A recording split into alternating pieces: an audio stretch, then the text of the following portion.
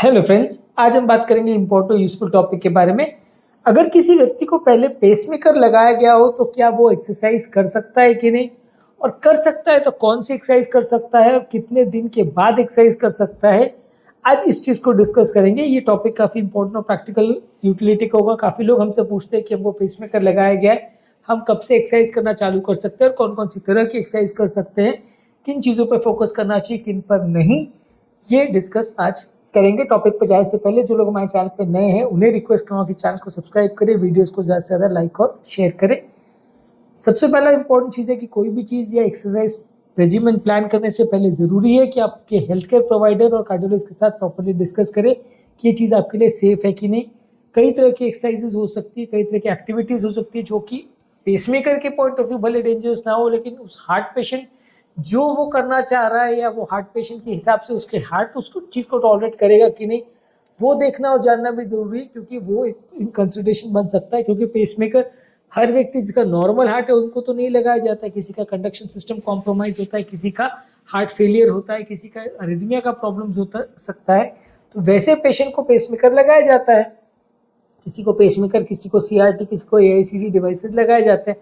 तो वैसे पेशेंट को अगर प्रॉपरली अपने डॉक्टर के साथ डिस्कस करे कि भाई ये चीज़ें मैं करना चाह रहा हूँ, इस तरह की एक्टिविटीज़ में करना चाह रहा हूँ, क्या मेरे लिए सेफ है कि नहीं, और इसमें अगर मैं करूँ मेरे इंडिविजुअल केस में कोई और सेफ्टी प्रिकॉशन है यानी, वो आप प्रॉपरली आपके कार्डियोलॉजिस्ट के साथ डिस्कस करेंगे तो ज़्यादा अच्छा रहेगा। क्योंकि अलग अलग व्यक्ति की हार्ट फेलियर की रिक्वायरमेंट्स, अरिथमिया के रिक्वायरमेंट्स और एक्सरसाइज की रिस्ट्रिक्शन जो है वो अलग हो सकती है। यदि किसी व्यक्ति को सिर्फ कंडक्शन प्रॉब्लम के लिए पेसमेकर लगाया गया है तो उसके लिए उतने ज़्यादा रेस्ट्रिक्शन की ज़रूरत नहीं है। लेकिन साथ में अगर हार्ट फेलियर भी हो, पहले कोई वीटीबीएफ का एपिसोड हो चुका हो, पहले कोई एरिथमिया का प्रॉब्लम हो चुका हो, पहले कोई अनकॉन्शियसनेस की हिस्ट्री हो चुकी हो, पहले कभी सडन कोलैप्स की हिस्ट्री हो चुकी हो, सडन कार्डियक डेथ की हिस्ट्री हो चुकी हो, तो वैसे केस में डेफिनेटली आपको डॉक्टर के साथ डिस्कस करके प्लान करें तो ज़्यादा अच्छा है। अप्रोप्रिएट एक्सरसाइज प्लान करें, वॉकिंग, रनिंग, स्विमिंग, साइकिलिंग, ये सारी चीज़ें कर सकते हैं। लेकिन जिस हाथ में पेसमेकर लगाया गया है उसको एटलीस्ट 6 महीने तक यूजली बहुत ज़्यादा स्ट्रेन नहीं करना चाहिए। खासकर स्विमिंग वगैरह जैसी एक्सरसाइजेज जिसमें पूरा हाथ घुमाते हैं, तो वो सारी एक्सरसाइजेज आपके पेसमेकर की लीड को डिसलॉज कर सकती है। इनिशियली कुछ पीरियड में क्या होता है कि पेसमेकर का जो लीड है, अगर दो तरीके का लीड होता है।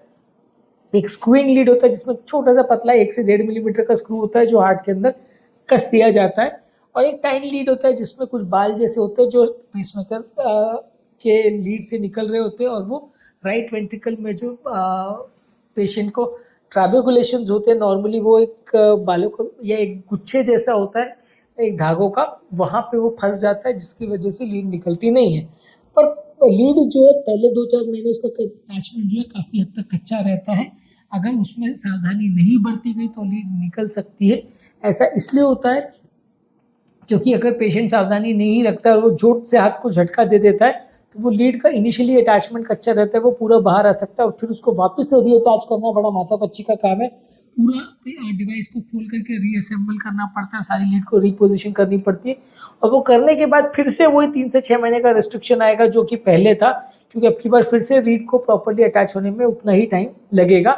लीड को अपनी जगह पे प्रॉपरली फिक्स होने में 3 से 6 महीने का टाइम लगता है। उसके बाद लीड को पकड़ने के लिए वहाँ पे फाइब्रस स्ट्रैंड्स बन जाते हैं जो लीड को अपनी जगह में प्रॉपरली अटैच कर लेते हैं, फिक्स कर लेते हैं। उसके बाद फिर लीड का मूवमेंट यूजुअली नहीं होता है उसके बाद आप लीड को खींचोगे भी तो भी वो बाहर नहीं निकलेगी। तो पहले 2-4 महीने, 6 महीने इस तरह की एग्रेसिव फिजिकल एक्टिविटीज़ नहीं करनी चाहिए। वॉकिंग, रनिंग या पाँव से इन्वॉल्व करने वाली कोई भी एक्टिविटीज़ आप कर सकते हैं। वॉकिंग, रनिंग, जॉगिंग, साइकिलिंग कर सकते हैं। लेकिन जो भी चीज़ में हाथ की ज़्यादा मसल इन्वॉल्व है, जैसे कि बहुत हेवी वेट उठाना, बाल्टी उठाना, या हाथ से अगर एक्सरसाइज करना, स्विमिंग वगैरह करना जिसमें आप पूरा हाथ को घुमा रहे हो, उस तरह की एक्सरसाइज अगर आप कर रहे हो तो डेफिनेटली वो आपके लिए डेंजरस हो सकती है, उससे आपकी लीड निकल सकती है और प्रॉब्लम आपको होने का चांस हो सकता है। इसके अलावा कुछ कॉन्टैक्ट स्पोर्ट्स है जिसमें मार्शल आर्ट्स वगैरह जिसमें आपको चोट लगने का अंदेशा है, कोई कुश्ती वगैरह जैसा चीज़ें, वेट लिफ्टिंग वाली चीज़ें, ये सारी चीज़ें नहीं करनी चाहिए।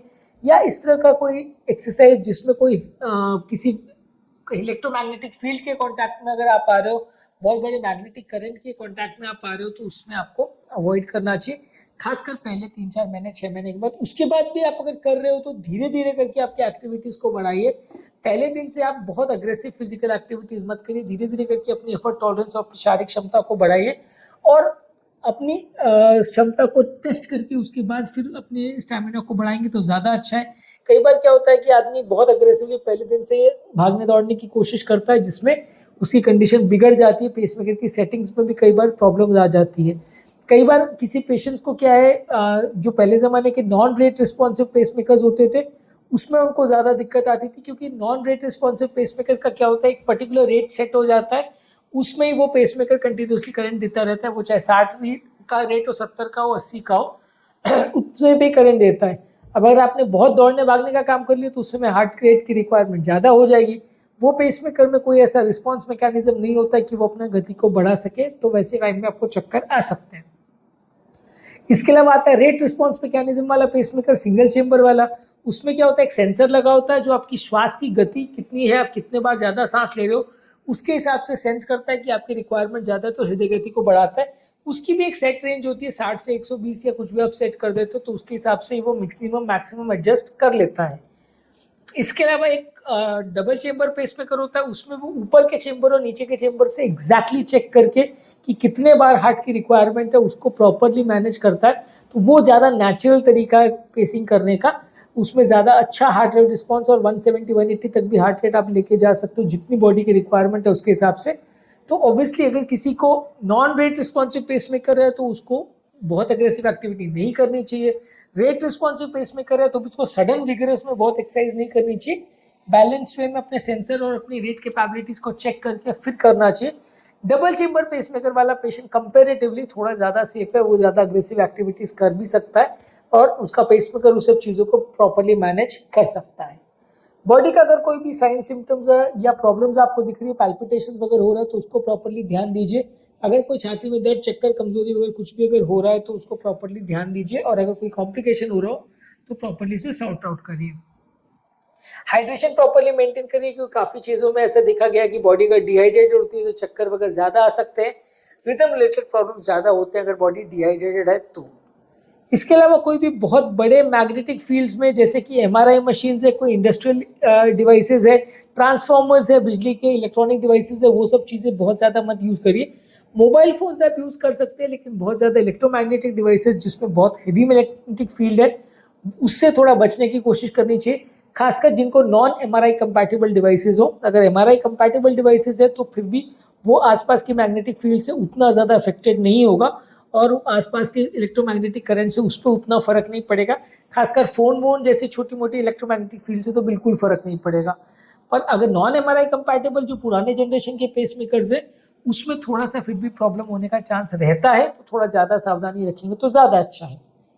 इसके अलावा फिटनेस एक्सेसरीज में जो डिजिटल वॉचेस और चेस्ट स्ट्रैप्स वगैरह पहनते हैं उसमें भी थोड़ा ध्यान रखने की ज़रूरत है। ये भी कई बार पेसमेकर के इनको सिग्नल्स को अफेक्ट कर सकते हैं, इनके जो करंट पैटर्न्स है वो पेसमेकर की फंक्शनिंग को अफेक्ट कर सकते हैं। तो जहाँ तक पॉसिबल है डिजिटल वॉचेस वगैरह दूसरे हाथ में पहन सकते हैं, पर उस हाथ में पहनना अवॉइड करें। छाती में पेसमेकर के साइड पे यूजली कोई भी डिवाइसेस लगाना उसके आसपास थोड़ा सा अवॉइड करें तो ज़्यादा अच्छा है। इसके अलावा प्रॉपर जो आपके जब भी आप जा रहे हो तो कोई भी आइडेंटिफिकेशन मार्क वगैरह रखें। आपका ये ब्रेसलेट होना चाहिए, उसमें सारे इंस्ट्रक्शंस लिखा हुआ होना चाहिए, आपकी बीमारी या telephone numbers, emergency contact number इसके बारे में मेंशन होना चाहिए, या एक पर्स में कार्ड होना चाहिए या दोनों साथ में होना चाहिए कि जिसमें अगर आपको सडनली कोई अनकॉन्शियसनेस या इस तरह का प्रॉब्लम अगर हो जाए तो तुरंत आइडेंटिफाई करके आपको इमरजेंसी में आपके रिलेटिव्स को कॉल किया जा सके और उनको आपकी कंडीशन के बारे में बताया जा सके। एक्सरसाइज करने के दौरान प्रॉपर वार्म अप और कूलिंग डाउन एक्सरसाइज करना चाहिए, एटलीस्ट 10 मिनट तक बॉडी को हीट अप करना चाहिए, फिर प्रॉपर एक्सरसाइज करना चाहिए और फिर कूल डाउन करने का टाइम देना चाहिए। जो लोग बहुत ओवर विग्रेस एक्सरसाइज बिना वार्मिंग और कूलिंग के करते हैं उनको डेंजरस प्रॉब्लम्स होने का, रिदमियाज होने का चांस ज़्यादा होता है। बहुत एक्सट्रीम टेम्परेचर से बचिए, जहाँ बहुत ज़्यादा गर्मी है या बहुत ज़्यादा ठंडी है, वो सारी चीज़ें हेल्थ के लिए अच्छी नहीं है। जिन लोगों को भी रिदम रिलेटेड प्रॉब्लम्स है तो एक्सट्रीम टेम्परेचर से बचिए, बहुत गर्मी के टाइम में या बहुत ठंडी के टाइम में बाहर जाने से बचिए।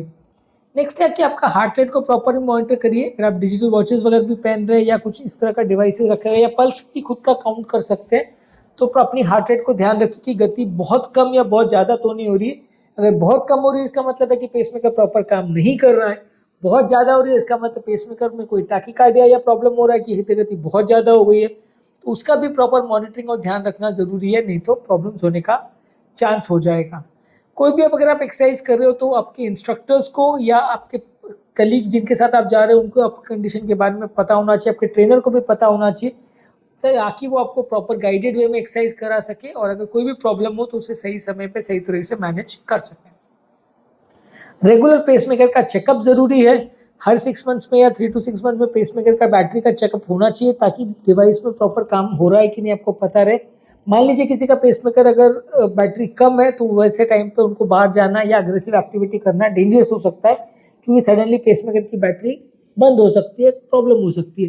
किसी पेसमेकर की पेसिंग सेटिंग्स अगर ठीक नहीं हो, इंसुलेशन वगैरह डिवाइस का प्रॉपर नहीं हो, वोल्टेज वगैरह बहुत ज़्यादा लग रहे हो, लीड फ्रैक्चर हो चुकी हो, वैसे लोग को भी थोड़ा सा ज़्यादा सावधानी रखने की ज़रूरत है ताकि उनको प्रॉब्लम्स ना हो।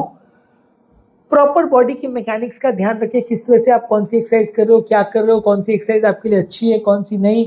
कुछ पर्टिकुलर योगा पोजेज और कुछ वेट लिफ्टिंग की पोजेज हार्ट पर और कंधे पर बहुत ज़्यादा स्ट्रेच कर सकते हैं, जिससे पेसमेकर डिवाइस पर एक्स्ट्रा प्रेशर पड़ सकता है, वो उतना सेफ नहीं माना जाएगा। थोड़ा उसको प्रॉपर सावधानी से रखे तो या वो सब चीज़ों को अवॉइड करे तो ज़्यादा अच्छा है। इसके अलावा प्रॉपरली खुद को एजुकेट करना और चीज़ों के बारे में जानना समझना ज़रूरी है, क्योंकि ये सारी चीज़ों की प्रॉपर अगर अंडरस्टैंडिंग होगी तो आप चीज़ों को प्रॉपर मैनेज कर सकोगे। और कोई भी डिवाइस रिलेटेड अगर अपडेट्स या नई टेक्नोलॉजी आ रही है तो उसके बारे में भी खुद को अपडेटेड रखना ज़रूरी है, ताकि अगर कुछ भी प्रॉब्लम हो या नया कुछ मार्केट में आए तो आपको पता रहे, आप उस लेटेस्ट चीज़ों का फ़ायदा ले सको। तो आज के टॉपिक में हमने बात करी यदि किसी व्यक्ति को पेसमेकर है तो उसको क्या क्या चीज़ों का ध्यान रखने की ज़रूरत है, क्या वो एक्सरसाइज कर सकता है कि नहीं, और एक्सरसाइज करने के दौरान उसको क्या क्या चीज़ों का विशेष ध्यान रखने की ज़रूरत है। जो लोग हमारे चैनल पर नए हैं उन्हें रिक्वेस्ट करूँगा कि चैनल को सब्सक्राइब करें, वीडियोज़ को ज़्यादा से ज़्यादा लाइक और शेयर करें।